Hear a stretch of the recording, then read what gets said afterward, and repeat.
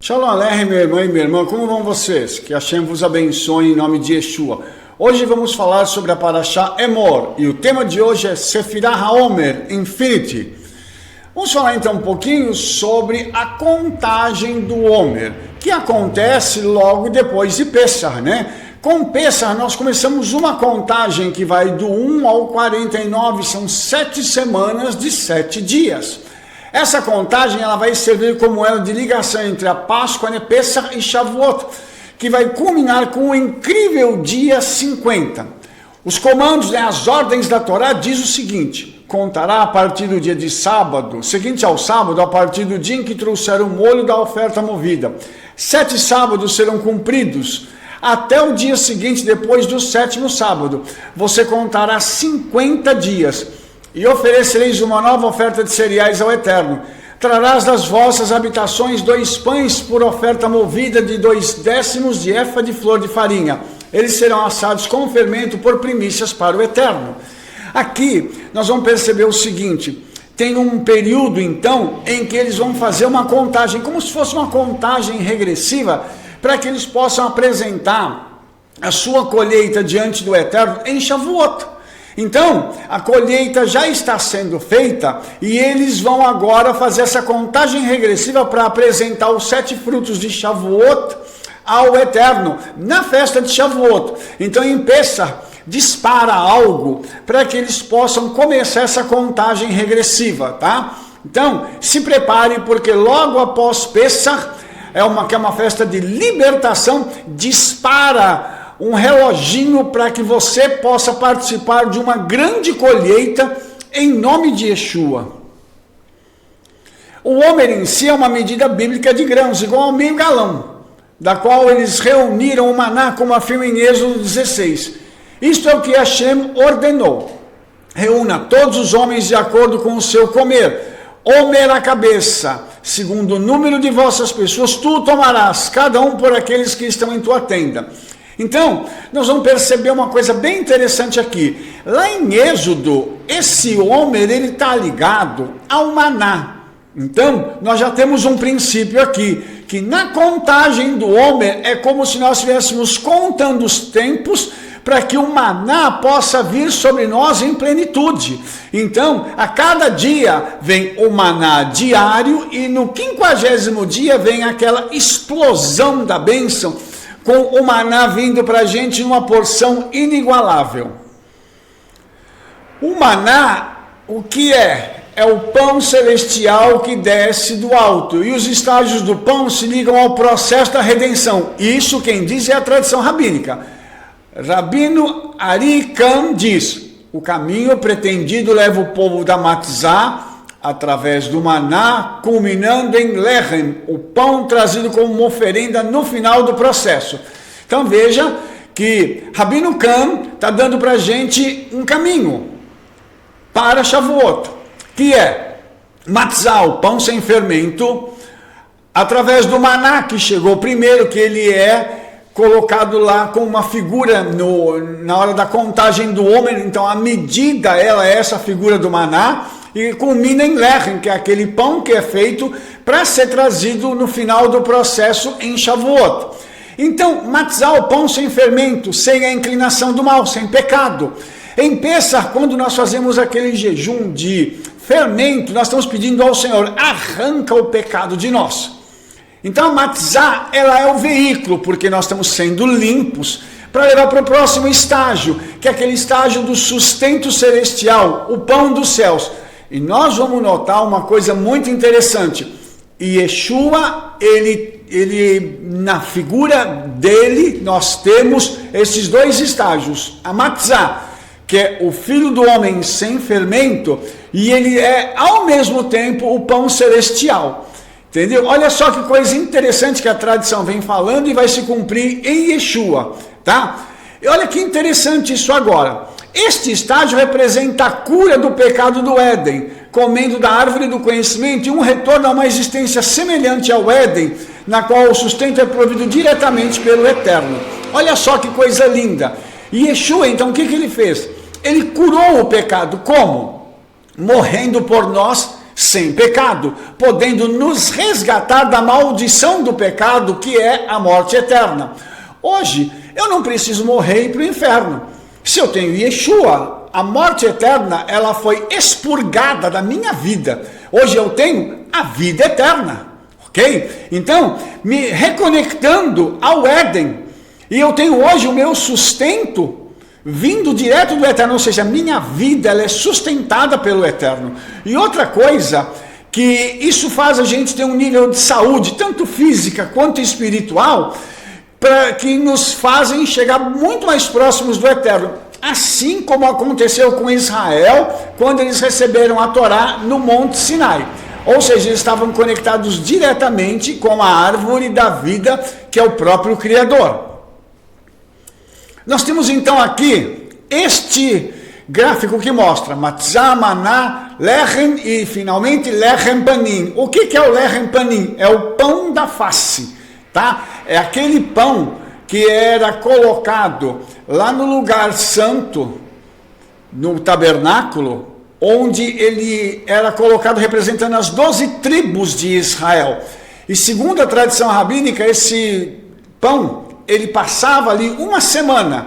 Quando o sacerdote vinha trocar aquele pão, ele ainda estava quente. E por que isso acontecia? Porque, na realidade, dentro do tabernáculo, onde a presença do Eterno está, o tempo não existe. Então, se o tempo não existe, o pão que tinha sido colocado uma semana atrás lá, na realidade, diante do Eterno, ele tinha sido colocado naquele momento. E quando eles foram trocar, ele ainda estava quente, simbolizando o seguinte, que ali o tempo não existe. Vamos falar então essa questão da contagem do Homer. Contagem do Homer, então, é um mandamento que cada pessoa deve fazer, procurando refletir e retificar um aspecto particular de sua mente e espírito. Qual é? A Torá, ao descrever o homem, diz, conte por você. Porque cada pessoa tem que fazer isso por si mesmo, falando em voz alta. Ou seja, eu vou contar dia 1 do Homer, dia 2 do Homer, dia 3 do Homer, e assim sucessivamente, mostrando que eu estou fazendo isso para mim. Isso é o meu estágio de caminhada com o Senhor. Esse é o tempo em que eu estou andando com o Senhor, e essa caminhada vai me levar até a presença dEle, até que eu possa estar diante do santo, bendito seja ele. Então todos os dias nós contamos, e quando contamos nós subimos um degrau e uma escada, enumerando a Sefirot, dentro de Sefirot, de Hesed para Malhut e Malhut, em ordem descendente, trazendo assim a Shekhinah para o mundo. O que isso quer dizer? Rabino, mas que coisa difícil. Não, nós vamos aqui de graça em graça para reino e reino. O que significa isso? Que nós vamos, pela graça do Eterno, subindo as escadas até alcançarmos o reino, ou seja, o poder soberano.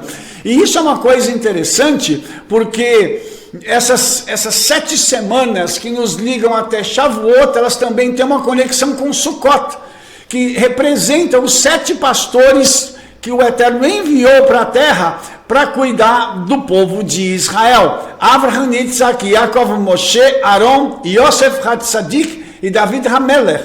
Estes homens, eles foram chamados de pastores porque viria após ele o sumo pastor, que é Yeshua. Entendeu? Então tudo isso acontece com um momento em que é uma coroação desse tempo, da contagem do Homer, mas ele não acontece em Shavuot, ele acontece em Sukkot, que é o 8º dia de Shmini Atzeret, quando isso representa aquela retificação, aquela recolocação das nossas emoções dentro de nós mesmos. Então, essa jornada nos leva a um reino infinito, que é o Olam Rabá, ou seja, uma conexão direta com o Eterno. E eu quero que você entenda que lá no dia de Shmini Atzeret, no último dia da festa de Sukkot, tá? Yeshua se colocou em pé e disse, se alguém tem sede, venha a mim e beba. Quem crê em mim, rios de águas vivas fluirão de dentro de si. do seu ventre. Então há uma liberação de algo, um poder espiritual na nossa vida, que ele vem através dessa escada, que conecta Shavuot com Sukkot, com o tempo final da redenção. Então eu e você precisamos entender que esse é um processo espiritual. Então, quando eu estou fazendo a contagem do Homer, na realidade eu estou participando de uma escada. Eu estou entrando numa escada e subindo degrau ao degrau, espiritualmente falando, até que eu me conecte com o mundo futuro, com o Olam Rabá, com a eternidade. Então, esse é um processo como se fosse de limpeza e de cura. Eu estou sendo limpo pela palavra e curado pela palavra. Esse processo de limpeza e de cura vai me levar a um patamar superior diante do Eterno. E é isso que nós precisamos, tá? Essa luz infinita e essa matéria infinita, elas se encontram, revelando a Sagrada Torá ao mundo. Como que isso aconteceu? Na pessoa de Yeshua, porque Yeshua é Or HaOlam, a luz da eternidade, e ele também é a Torá viva, que desceu dos céus. Então nele se encontram todas essas coisas. Então quando nós pegamos lá em Sukkot aqueles ramos, né, aquelas 4 espécies, e sacudimos, tá? Nós estamos então fazendo o seguinte, nós estamos sacudindo a nossa própria vida, essa fisicalidade e o materialismo egocêntrico, para que a gente possa elevar nossa existência. Porque quando em Sukkot nós cumprimos aquele ritual de pegar as 4 espécies, sacudir, nós então estamos fazendo algo que está fazendo com que a nossa vida, ela alcance um patamar diferenciado. Por quê? Porque nós estamos nos expondo diante do Eterno. E a Torá diz que é para a gente pegar e fazer esse tipo de coisa, sacudir essas 4 espécies por 7 vezes. Tá? Quando isso acontece, nós estamos entendendo que o 7 ele vai nos falar sobre plenitude. Então, nós vamos alcançar essa plenitude entre Pesach e Shavuot, e isso vai ter o seu ponto culminante em Sukkot. Vamos nos lembrar uma coisa. Por que o ponto culminante é em Sukkot? Porque Sukkot representa o Kodesh HaKodashim, o Santo dos Santos. Então, Sukkot é Rehag, ela é a festa. Então, Pesach, ele é um preparo, onde nós começamos um processo de libertação. Shavuot, a alma, ela é sacudida, ela é curada através dessas escadas que nós subimos, desses 49 degraus até o 50º. E em Sukkot, a manifestação da plenitude do Eterno sobre nós, o Espírito do Eterno entre nós, fazendo com que as águas vivas fluam como grandes rios de dentro de nós para alcançar outras pessoas. Então, em cada semana nós temos a capacidade de sacudir a outra camada, né? Quais foram essas camadas exatamente? Todos os aspectos físicos deste mundo foram criados inicialmente em 7 dias. Então, é como se cada semana do período do Homer sacudisse uma dessas camadas físicas da criação. À medida que nós nos refinamos e nos elevamos, nós nos preparamos para receber a Torá em Shavuot. Aqui tem uma coisa muito, muito legal. Por quê? Porque cada semana que nós fazemos a contagem do Homer, nós estamos então entrando naqueles dias da criação. E é como se a gente sacudisse aquele dia. É como se a gente pegasse e desse tivesse uma participação naquele dia. A gente tivesse então entrando naquele dia e pegando todas essas camadas físicas da criação e elevando elas espiritualmente. Por isso nós somos refinados e nos elevamos. Tá? O que significa eu dizer que eu estou entrando na criação? Porque depois que o Eterno criou tudo, ele deixou o homem para dar continuidade a isso. Ou seja, a criação, ela continua sendo operacionalizada através do homem. Tanto que a tradição rabínica diz que o homem, ele é o parceiro do Eterno na criação. Você vai dizer assim, mas o homem só foi criado no dia 6º. Exatamente, mas a nós cabe manter a criação intacta, manter a criação no seu padrão original. Lógico que nós que somos crentes em Yeshua e os judeus, que também são pessoas que têm um conhecimento do Eterno e ainda precisam de Yeshua, todos nós trabalhamos em conjunto, porque nós, como obedecemos a Torá, a palavra do Eterno, obedecemos as mitzvot, Nós estamos então mantendo a criação e fazendo com que a criação possa dar continuidade. Ao desobediente cabe o ônus de ser punido por estar, de certa forma, tentando destruir a criação do Eterno. Isso fica muito claro naquilo que as pessoas têm feito com o mundo. Os animais, as terras, os céus, as águas, tudo isso tem sido maculado, manchado por um aspecto da vida do homem. A ganância, a sede de poder. Por isso, quem faz a contagem do homem, ele está se refinando espiritualmente para deixar de lado essas questões físicas, como essa questão da sede do poder, aquela ganância que as pessoas têm em terem sempre mais. É importante fazer a contagem do homem, porque nós vamos fazer uma limpeza espiritual em nossas almas. A contagem de infinidade. Em 1904, a Royal Society premiou Georg Cantor com a Sylvester Medal, o mais alto prêmio em matemática. Por que eles fizeram isso? É um matemático alemão de provável origem judaica, que era esse homem, né? O trabalho inovador de Cantor em números transfinitos, que são conjuntos infinitos que criaram uma tempestade de controvérsias entre seus colegas de matemática e incitaram a resistência nos círculos teológicos. Ele foi cruelmente difamado por seus críticos que o chamaram de charlatão científico, renegado, corruptor da juventude.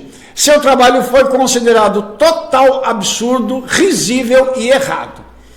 Quando esse Georg Cantor apresentou o seu trabalho, todo mundo ficou muito surpreso, e como era algo novo e que ninguém ainda tinha parado para pensar nisso, trabalhar sobre isso, eles então logo taxaram o trabalho dele de absurdo.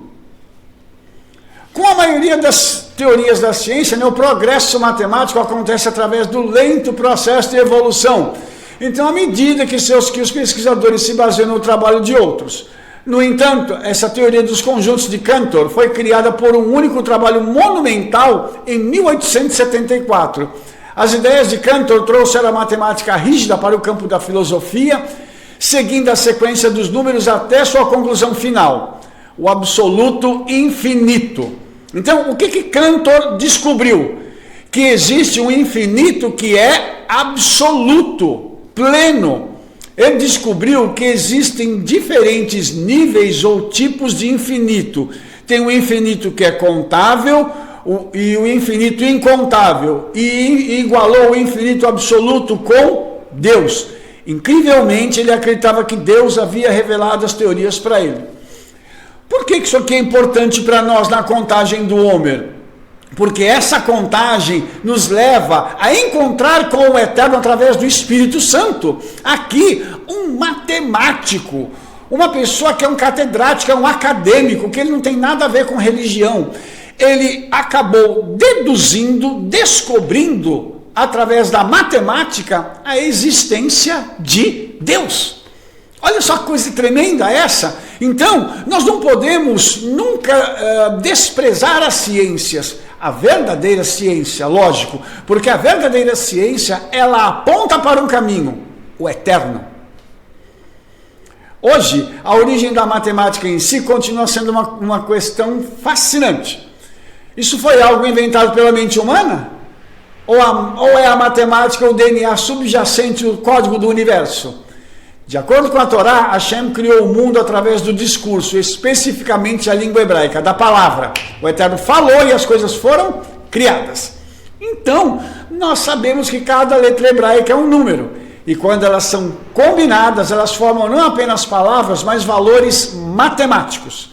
Frases se tornam fórmulas e parágrafos, equações. A própria Torá primordial, ela foi composta de 600 mil letras. E é semelhante a um programa de computador espiritual, com a capacidade de criar um universo inteiro. E o universo dentro de um universo, um ser humano, a imagem de Deus. Curiosamente, o símbolo que Cantor usou para representar suas teorias de conjuntos infinitos foi a letra hebraica Aleph. Então, Antes da gente falar sobre essa letra, deixa eu falar uma coisa para você. O alfabeto hebraico, ele é a manifestação do próprio Mashiach.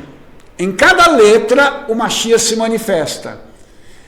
E você vai perceber uma coisa muito interessante.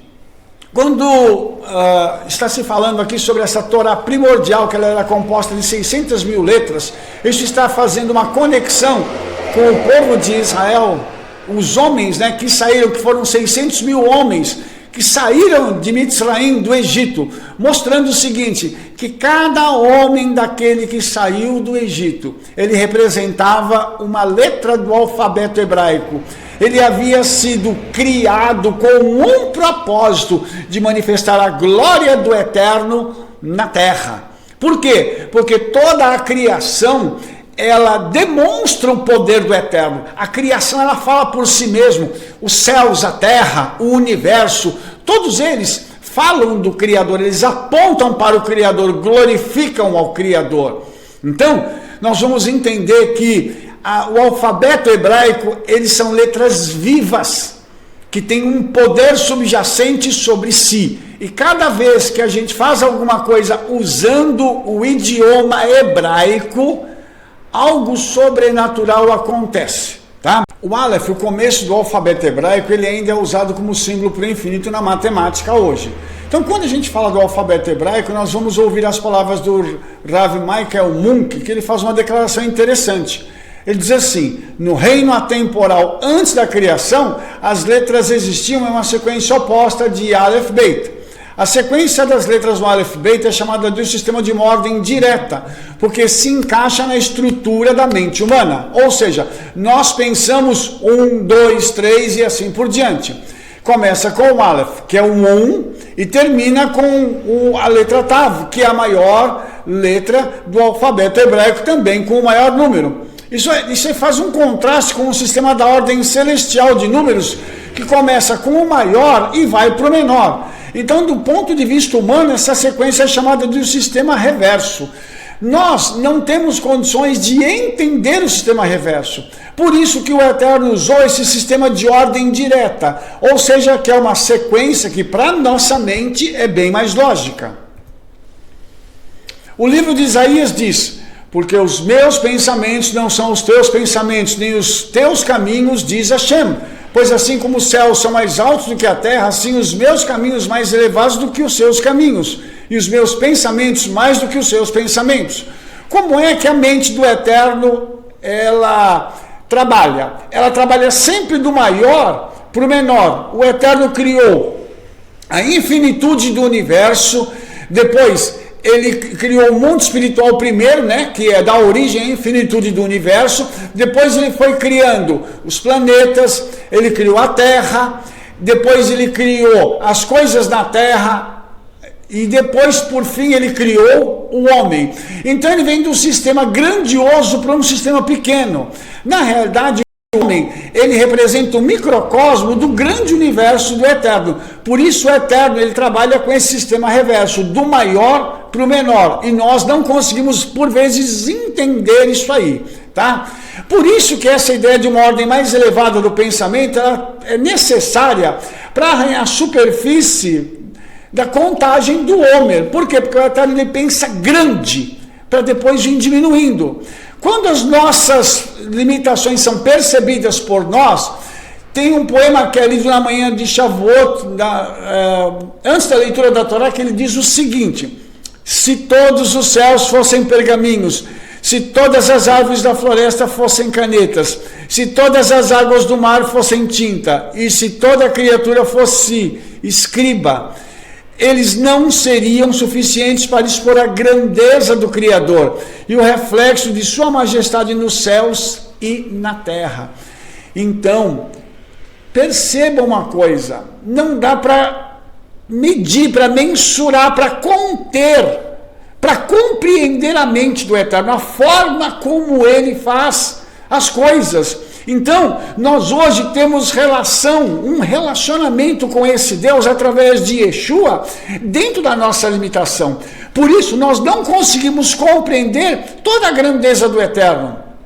Quando a Bíblia diz que nem olhos viram, nem ouvidos ouviram, nem chegou à mente humana que está preparado para aqueles que esperam no Senhor.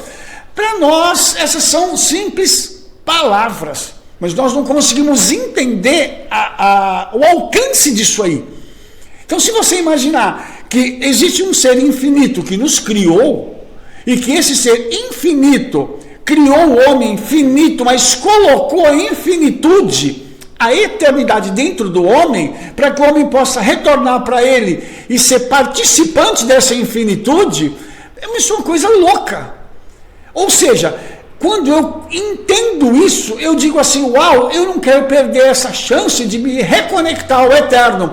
E através da contagem do Homer, eu começo a dar os meus passos para que a minha espiritualidade se torne mais elevada e eu possa me reconectar ao meu Criador. Vamos falar um pouquinho sobre o Ein Sof, o infinito, tá? Quando se desenha uma figura, eles começam a esboçar linhas, criando assim limites ou fronteiras para que o cérebro humano possa visualizar a forma do sujeito. O mesmo pode ser dito de descrições verbais ou escritas de objetos, ideias ou conceitos. Os adjetivos são linhas desenhadas ao redor do objeto para transmitir uma imagem visual ou mental do ouvinte. Fisicamente, os adjetivos definem tamanho, cor, forma, cheiro e toque. No mundo das ideias, como amor, raiva e compaixão, esses resumos conceituais também são definidos através da linguagem. De fato, a linguagem em si é uma construção mental de limites essenciais para a compreensão do assunto. Então, quando eu falo sobre o infinito, eu não consigo conceber o infinito. Por quê? Porque eu e você fomos criados dentro de limites. Compreensão e compreensão. Eu tenho isso, você tem isso, só daquilo que é finito. E mesmo assim, dentro dos meus limites, dentro do tempo que eu nasci, das pessoas que eu conheci, das coisas que eu alcancei, eu não tenho compreensão, por exemplo, de muita coisa que é finita, porque eu nunca vi, eu nunca experimentei, eu nunca alcancei. Então, tudo isso, quando a gente fala de infinito, nós não estamos conseguindo alcançar isso. O que é infinitude? Nós nunca vamos conseguir alcançar, porque nós estamos dentro de um contexto de limites diários, limites que nos colocam numa caixinha, não permitindo que a nossa mente vá a universos mais elevados. E a contagem do Homer, um dos objetivos é que eu vá me elevando, é que eu vá entendendo que dentro de mim reside o infinito e que esse infinito me conecta ao eterno e que essa conexão vai me permitir alcançar um caminho espiritual mais elevado através de Yeshua, tá? Então, com esse entendimento, como alguém aborda, entende ou compreende o infinito? Não tem como, né? A própria palavra vem da palavra latina infinitas, ilimitada. Então esse é o significado do eterno, o Ein Sof, sem fronteiras. O eterno é verdadeiramente sem fronteiras, sem início nem fim. Ele é tudo e ele é nada. Ele é o absoluto, ele é a fonte de todos os atributos. Ele é completamente indefinível, indescritível, imutável e inefável. Como é que a gente descreve então o Ein Sof, o infinito? Para fazer isso seria definir o infinito. E quando a gente define o infinito, ele deixa de ser infinito. Ele passa a ser isso ou aquilo. Então, nós não temos como definir e compreender o infinito, que é o eterno. Por isso, na nossa caminhada, a gente precisa buscar Yeshua, porque Yeshua é a minha comunicação com o infinito, já que eu não posso me comunicar direto com ele, entendeu? Então, como eu tenho esse problema de ser finito e limitado, o homem carrega esse problema, tá? Então eu não consigo alcançar isso. Por exemplo, eu não conseguiria olhar para a luz infinita do eterno. Por quê? Porque isso me destruiria. Você imagina você ver o teu Criador com a sua carne, nesse corpo humano eu estou dizendo, tá? Hoje nós não conseguimos olhar para a luz do sol. Nós não conseguimos encarar o sol. E você imagina o Criador do sol, entendeu? Então, os nossos olhos, eles não são capazes de processar essa luz tão grande do sol. Então, se nós não conseguimos processar isso, como nós vamos conseguir processar visualmente o Criador e entendê-lo visualmente? É impossível.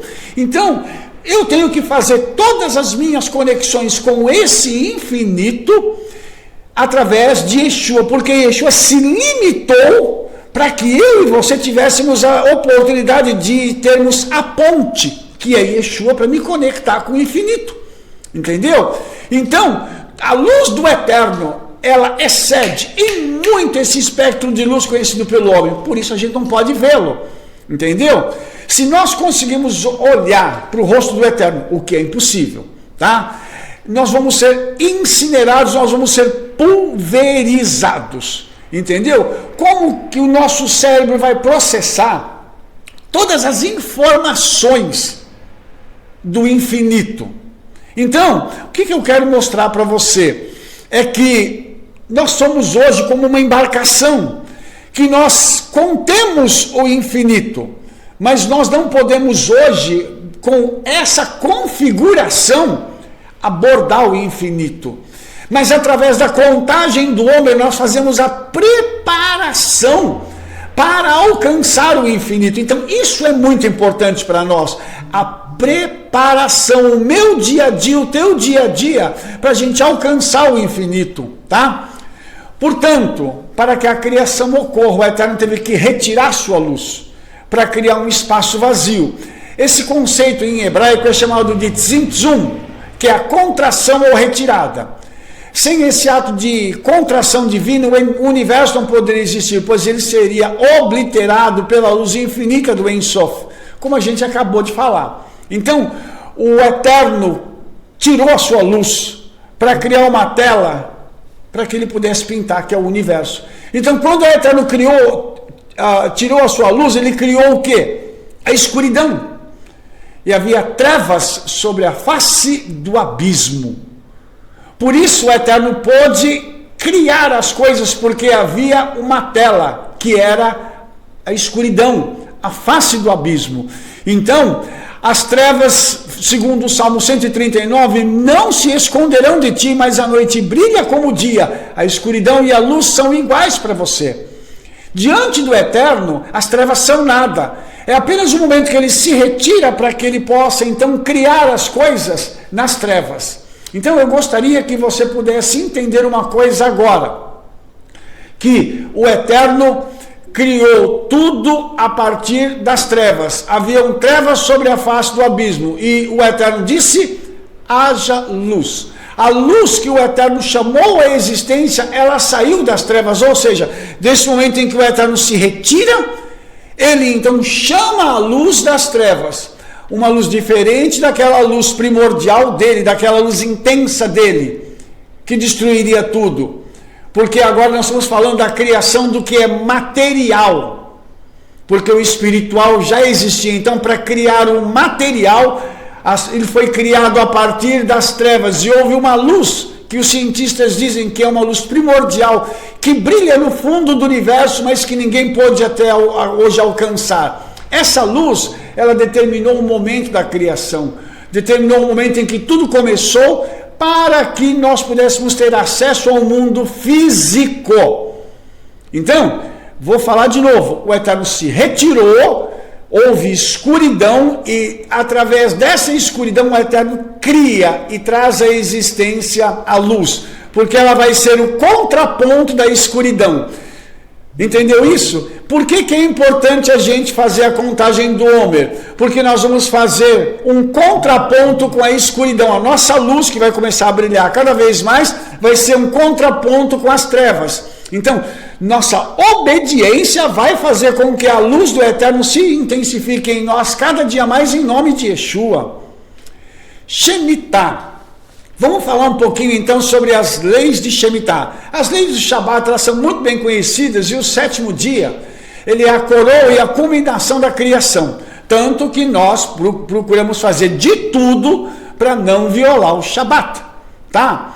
O que é menos conhecido é que esse Shabat é um fractal microscópico e um fio condutor de uma gigantesca tapeçaria do universo. Você quer dizer o que com isso, Rabino? Me explica, que você falou agora uma coisa difícil demais para a minha cabeça entender. Quando nós falamos do Shabat, nós estamos falando daquele momento de descanso, que aponta para a era messiânica. Por quê? Cada dia da criação ele é comparado a 1000 anos. Então, o Shabat ele é comparado a esse fio condutor que nos leva até o milênio. Então, quando eu paro para descansar aqui no Shabat, eu estou, na realidade, trabalhando de forma dual, porque eu faço isso hoje para que as pessoas possam fazer isso lá no milênio e desfrutar da presença do Mashiach. Então, hoje, nós desfrutamos disso através do Espírito Santo, só que isso é um fio condutor que nos leva até o milênio. E aí, o Senhor colocou uma lei para que a terra pudesse participar disso também, porque o Shabat ele foi feito para o homem, agora tem algo que é feito para a terra. Fala aos filhos de Israel e diz-lhes: quando entrares na terra que eu te dou, então a terra guardará um Shabat para o eterno. Você percebe agora que não é o homem, é a terra. Então, como é que isso é feito? 6 anos plantará o teu campo, e 6 anos podarás a tua vinha, e recolherás os seus frutos. Mas no 7º ano haverá um Shabat de descanso solene para a terra, um Shabat para Hashem.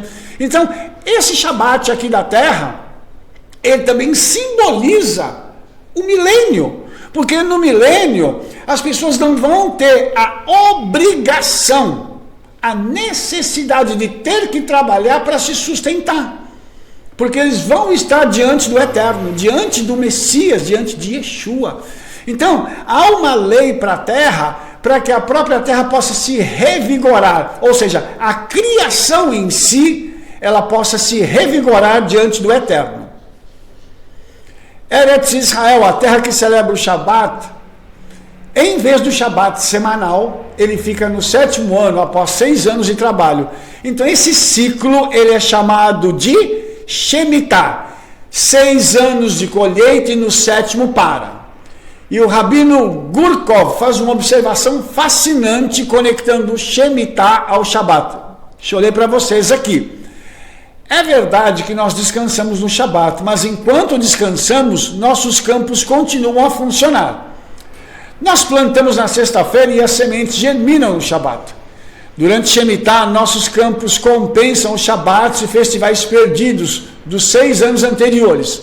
Há 52 Shabats em um ano do calendário solar. O número total de Shabats ao longo de 6 anos é 312. 7 dias de festivais por ano aumentam num total de 42, 6 vezes 7, para 354. Esse é o número exato de dias do Shemitah, um ano do calendário lunar. Então, observar Shemitah por 354 dias, um ano lunar completo, permite ao campo que equilibre as suas contas e alcance o seu dono ao observar a distribuição total de Shabbats ao longo de 6 anos. Então, como que você encara isso? Se você prestou atenção para isso, o que o Eterno fez? Ele conta o número de Shabbats de um ano, um número de festas, e depois multiplica isso por 6, que dá 354.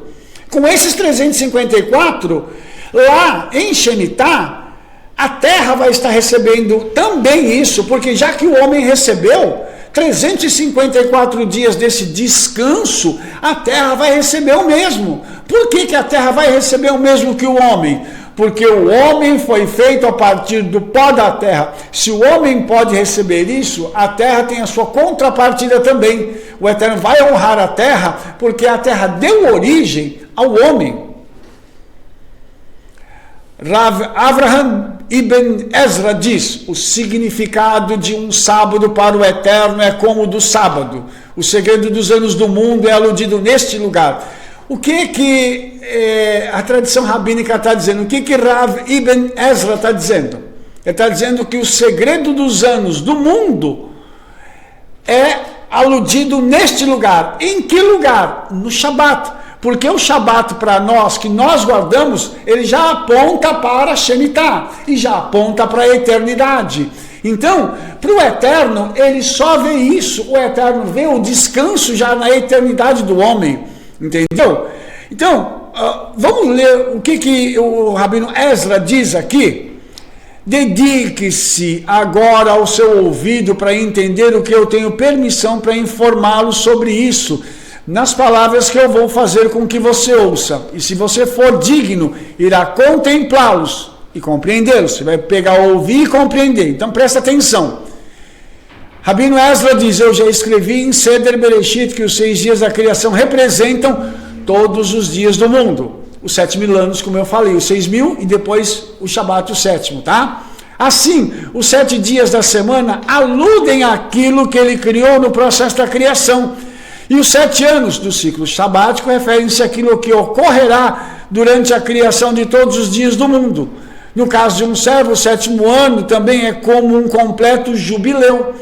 Você percebe aqui que aquilo que eu disse, agora a tradição rabínica está afirmando. O Rabino Ezra está dizendo que o Shabat, ele é o 7º ano. Ele é o 7º dia da criação, desculpe.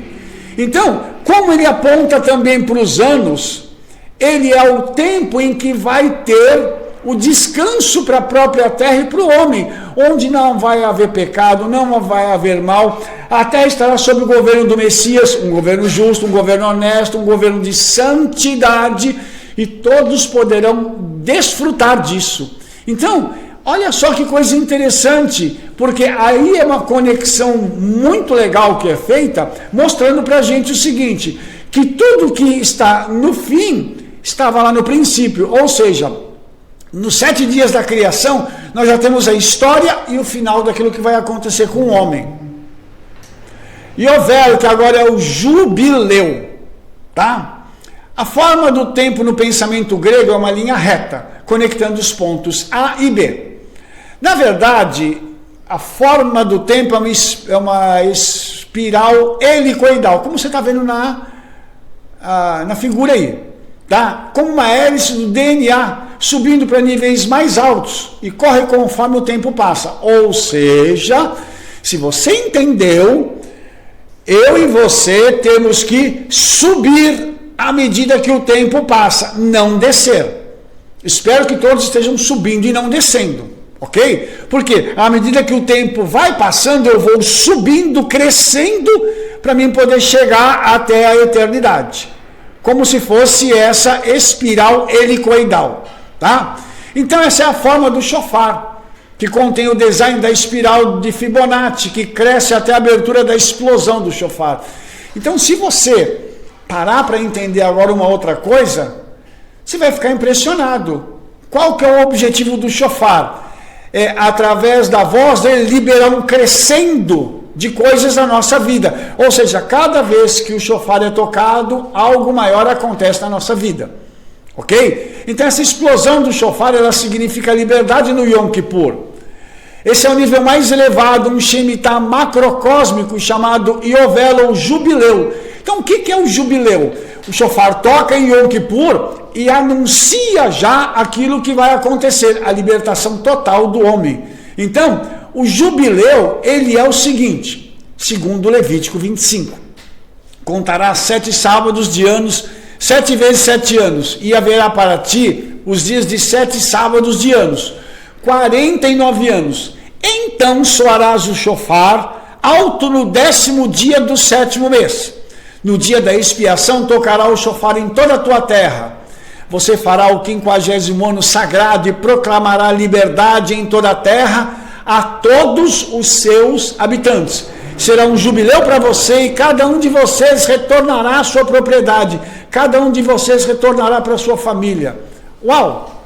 Então aqui os 50, que nós falamos da contagem do Homer, nos leva ao jubileu, que é esse momento em que nós voltamos para nossas propriedades, recebemos tudo de volta, aquilo que havia sido tirado durante os anos, e voltamos para a nossa família. Há uma reunião daquilo que é material e daquilo que é espiritual. A família hoje, para nós, ele é o nosso maior patrimônio espiritual, porque na família nós temos aí toda a obra do Eterno. O Eterno começou tudo através de uma família, de um casal, Adão e Eva. Então a família, ela é esse núcleo, e você percebe que ele começa aqui pelo material e para terminar com o espiritual na família. A ordem aqui é inversa. É muito lindo a gente ver como o Eterno deseja que nós, através da obediência dos mandamentos, possamos alcançar tudo isso aqui. Então Levítico diz que esse ano fala de liberdade. Neste ano de Yovel, cada um de vocês deve retornar à terra que ele possui. Aqui está como o Shemitah deve ser feito. Todo credor deve desistir do que tem emprestado ao seu companheiro na comunidade. Ele não vai forçar seu vizinho ou parente a pagá-lo, porque o tempo da remissão de Hashem foi proclamado. Você entendeu então que no final da contagem do Homer, quando nós chegarmos em Shavuot, vai haver uma libertação, vai haver uma restituição, vai haver algo que o Senhor vai liberar para a nossa vida. Vai vir o material e vai vir o espiritual juntos, porque assim como é no jubileu, será também em Shavuot, porque um aponta para o outro. Porque Avot diz, Rabino Yehoshua ben Levi disse, as tábuas eram obras de Deus e a escrita era escrita de Deus gravada. Harut nas tábuas. Não leia Harut, mas Herut, liberdade. Pois você não encontrará nenhum homem livre, exceto aquele que está ocupado em aprender a Torá. Olha só que coisa tremenda. Então, a Torá, ela é a liberdade. Quem é Yeshua? É a Torá viva. E aí a Escritura diz, se o Filho vos libertar, verdadeiramente sereis livres. Agora, Yaakov, que é o irmão de Yeshua, ele cita então esse texto, mas de uma forma diferenciada, dizendo o seguinte, aquele que olha para a perfeita Torá da liberdade, que é Yeshua, a Torá Heirut, e a persevera, não sendo um ouvinte que esquece, mas um fazedor da obra, esse homem será abençoado no que faz.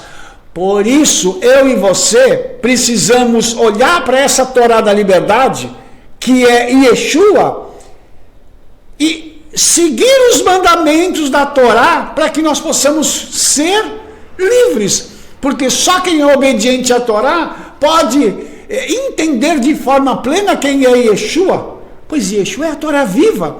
Se ele é a Torá viva e eu sou obediente, tudo que eu fizer será abençoado. Tiago 1,25 diz isso. Então o Rav Asher Brander comenta, esta é a poderosa mensagem de Yovel, do jubileu. Cada ciclo de Shemitah de 7 anos representa um degrau, um novo nível alcançado no mundo. Enquanto Yovel, que segue ao 7º ano de Shemitah, representa o alvorecer de um mundo completamente novo. Então você percebeu? Shemitah é um degrau e Yovel é o degrau final. Então antes de Shemitah, nós temos o quê? Shavuot, que são as 7 semanas depois de Pessah. Então você percebe que aquilo que está conectado com a contagem do Homer, depois vai para Shemitah e deságua em Yovel. Então todos esses degraus nós podemos subir através da nossa obediência. Por isso, entenda quão importante é, após Pessah, fazer a contagem do Homer. É muito importante, é essencial e vai te levar para uma cadeia de elevação espiritual muito alta. 50. O nível de Yovel espelha a contagem do homem de várias maneiras. Isso nos leva além do nível 7 para o nível 8. A unidade de 49 simboliza sempre o limite do alcance do tempo natural e os limites da natureza em geral. Tomemos, por exemplo, a unidade de 49 anos da Era do Jubileu, que é exatamente paralela aos 49 dias do Homer. Tá? Então, quando você chega no 49, você ainda está no tempo natural. Tá? Por isso que precisa romper do 49 por 50, porque ele fala dos reinos múltiplos do 7 e pertence ao 8, que é aquilo que transcende o natural e vai para o sobrenatural. Entendeu? Então, como é que isso acontece? É como se a gente estivesse subindo, dolorosamente as escadas, até chegar no 50, que é o último nível, onde tudo aquilo que é natural se quebra e o sobrenatural toma conta da nossa vida. Isso é o que nós queremos, isso é o que nós desejamos. Essa caminhada, ela não vai ser difícil, ela não vai ser dolorosa, mas ela vai ser uma caminhada abençoada, que vai nos levar até o pico maior, onde nós vamos ter a oportunidade de ter um relacionamento com o Espírito Santo e com o Yeshua muito lindo, porque nós vamos entrar em uma dimensão espiritual muito alta em nome de Yeshua. E eu falo isso não só profetizando, mas desejando que você possa obedecer e alcançar isso em nome de Yeshua. Então o Zohar diz que isso é realizado pelo Zeir Anpin, o Vav, o filho. Então aqui o filho do Eterno, ele tem um outro nome, Zeir Anpin. É através da influência mística do Vav que está sempre pronto a derramar sobre ele a bênção. Então o Vav também é o filho, tá? E que é o filho da liberdade, o filho do jubileu, que obtém para os escravos a sua liberdade. Veja que o Zohar está falando de Yeshua. Ele é o herdeiro do mundo celestial e o autor de toda a vida, de todas as iluminações e de todos os estados exaltados. Tudo isso que o Zohar disse, Yeshua e os apóstolos disseram também. Yeshua diz assim: amém, digo-vos que todo aquele que comete pecado é escravo do pecado. Um escravo não mora na casa para sempre. Um filho permanece para sempre. Se, pois, o filho libertar você, você será realmente livre. Olha só que coisa interessante, irmãos. Então, quando nós estamos seguindo a Yeshua, nós automaticamente devemos entender que nós precisamos obedecer os preceitos do Eterno. Por quê? Porque isso trará uma liberdade plena na nossa vida, tá? E eu só quero fazer um comentário final aqui. Olhe como a tradição rabínica aponta para Yeshua. Tudo que Yeshua falou, tudo que Yeshua fez, tudo que os discípulos disseram acerca de Yeshua, está aqui dentro da tradição rabínica. E aqui no Zohar, olha que coisa linda, tudo isso aqui que eu mostrei para você agora. Que o Eterno possa abençoar a sua vida, Baruch Hashem. Nós vamos nos ver nos próximos vídeos e eu te peço uma